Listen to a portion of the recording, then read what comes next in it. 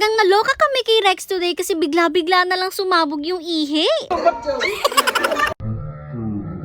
As per usual, nagpa-home service tayo today kasi nga may vaccine ang ating mga babies. And nakakatuwa nga po kasi graduate na sila. Ito na yung last vaccine nila. Next vaccine na nga po nila ay next year pa. Kaya naman talagang mahaba-haba ang pahinga nila sa mga turok-turok. Inuna na nga itong si Rex at syempre tinimbang rin nga po agad siya. Naloka kami be. Tumimbang siya ng 19 kilos. Feel ko nga talaga ini-expect nila na lalabas sila today. Di nila alam na tuturukan nga po sila. Akala tuloy ni Rex paglabas niya makakawiwi siya. Kaya naman dito siguro ihing-ihi na rin talaga siya. Kasi nga ayan, binuhat siya at okay na okay pa naman siya. Chinecheck lang ni Doc yung mata niya. Akala niya daw medyo mapula pero hindi naman pala. Kinukuha na rin nga pala siya ng temperature at si Sir Raymond na kumuha sa kanya. Buti na lang normal siya. Usually kasi tumataas ang temperature ng mga to. Alam niyo naman yan. Sa sobrang likod kasi nila bago magturok-turok ay talagang minsan tumataas or madalas tumataas yung temperature nila. At sabi ko nga sa inyo, ina-expect niya siguro nalalabas siya at magwiwiwi siya sa labas. Kasi nga eto, bigla na lang nakita ko may tumutulo-tulo doon sa kanyang lipstick. Nung mapansin nga namin yan, sabi ko ibaba muna kaso yun nga, sinilipan namin ulit at bigla na lang. Sa video mo, ay, ano to? Ba't?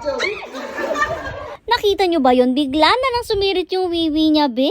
Hindi ko sure kung dahil ba yun sa excitement o talaga naiihi siya kaya ipinababa ko nga muna siya. After niya makagala-gala ng konti, di ko nga sure kung umihi ba siya or hindi, ayan tinurukan na rin nga po siya. At dahil nga sobrang napakalikot niya ay talagang 4 na po yung naghawak sa kanya. 3 pala yung nakahawak tapos yung isa si Doc, syempre taga-turok. After ni Rex, ang sunod naman natin ay si Rocky. Eto naman, grabe naman ka ba ito? Total opposite talaga siya ni Rex kasi si Rex kapag sinabihan mo ay talagang hindi siya makikinig at gagawin pa rin yung mga kalokohan niya. Pero ito nga si Rocky, pagtaasan mo pala ng konti ng boses, talagang titi mo na yan, nasusuksok na lang sa gilid. Nung tumimbang naman siya, tumimbang po siya ng 17 kilos. Mas maliit lang siya ng konti as compared kay Rex. And thankfully, nag-normal lang din naman yung temp niya. Kaya ayan, talagang diretsong turok na rin po siya. Marami pa rin nga yung tagahawak, pero so far behave naman siya at hindi nag-ibo-ibo or nagwala. Kalmado lang naman din siya as per usual. At ayan nga, binalik na rin siya sa loob after niyang maturukan. Sa next naman tayo ay itong si Robin. Ito medyo may kalikutan din talaga sa katawan, manang-mana kay Mama Thunder. Ito nga si Robin yung madalas lumilipad-lipad kapag naglalaro sa labas. And by lumilipad-lipad, I mean talagang laging patalon-talon at ang layo ng talon niya. Ganun kasi si Mama Thunder. Ito namang si Robin, yung kanyang ugali, parang mix ni Mama Thunder at saka ni Daddy Hercules. Very good naman ang mga baby natin yan kasi nga normal yung temp nila at after nga kuhanin yung kanyang temperature ay tinimbang na rin po siya. Yung timbangan niya ay same lang naman kay Rocky, 17 kilos din. After nga niyang timbangin, siya na mismo yung nagpabuhat sa kuya niya, umakyat na nga po ulgad. At syempre, diretso na nga po yan sa turok. Behave lang din naman turukan itong ating si Robin. Buti na lang nga talaga at wala tayong pack member na kapag tuturukan ay nagwawala. Kasi nga kung may ganun, talagang napakahirap. Nakakatuwa nga itong si Robin kasi habang tinuturukan siya, talagang pakaway-kaway yung buntot niya. Parang happy pa siya.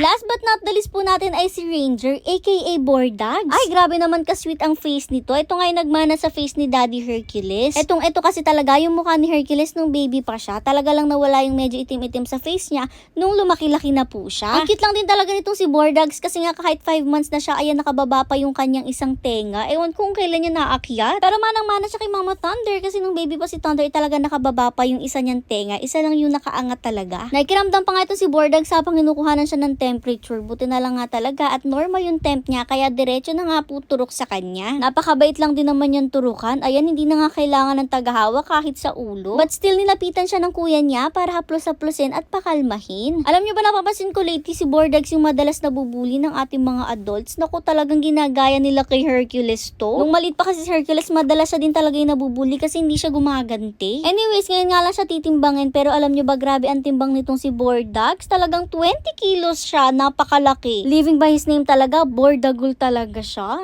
Pero ayun na nga, natapos na ang kanilang pagtuturok at ayan na nga po, kompleto na ang kanilang vaccines. At syempre, may anti-rabies na rin po yan. Talagang next year na lang po ang sunod nila.